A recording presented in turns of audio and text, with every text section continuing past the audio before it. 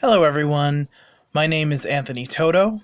I am an MAT, and one thing about me is that I like to write poetry and fiction as well as read it. I think words are something that unites us all as human beings, which is one of the themes of the poem from Brown Girl Dreaming by Jacqueline Woodson that I would like to read. The poem is called Hair Night, and it's on page 83.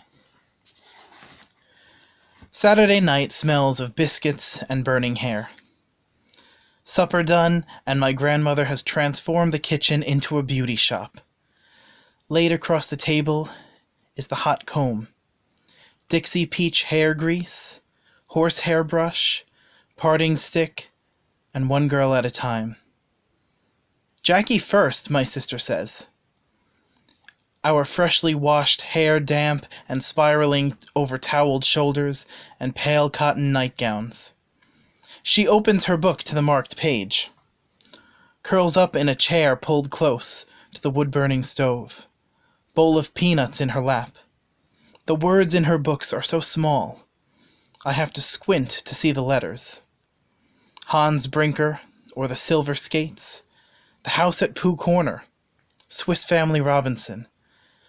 Thick books dog-eared from the handing down from neighbor to neighbor.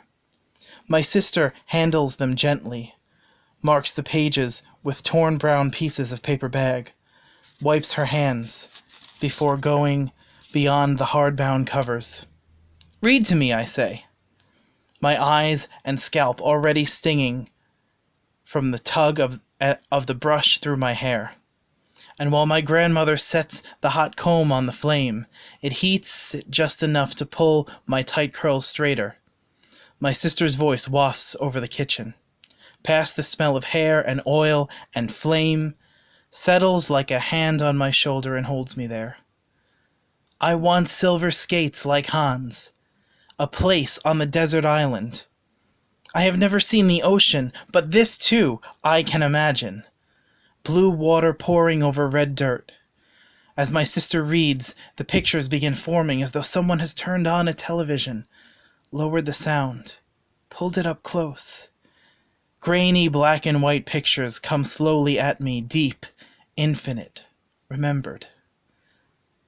On a bright December morning long ago, my sister's clear, soft voice opens up the world to me. I lean in, so hungry for it.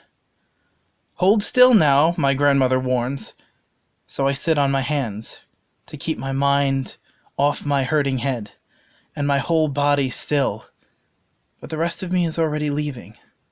The rest of me is already gone. I love this poem so much. It's so relatable because no matter where you are, no matter what is going on, you can always go somewhere else with words. And Woodson is using her words to describe her former self, getting lost in them, and we are transported with her to that ocean, to that island.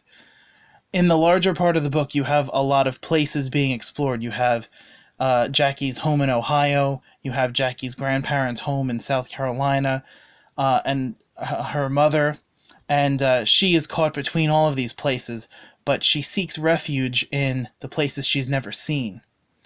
I personally connected with this poem because the poem makes clear the power of imagination and what the words and what a story can do.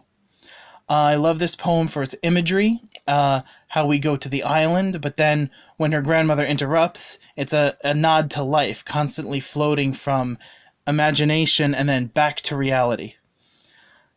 Clear pictures are being painted here from both the real, the brushes, the hair, the hair equipment, the book that her sister's holding, and the unreal, the silver skates and the water and everything she imagines.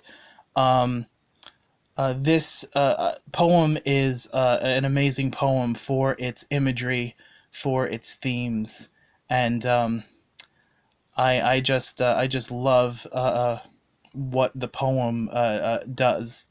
And thank you very much for your time.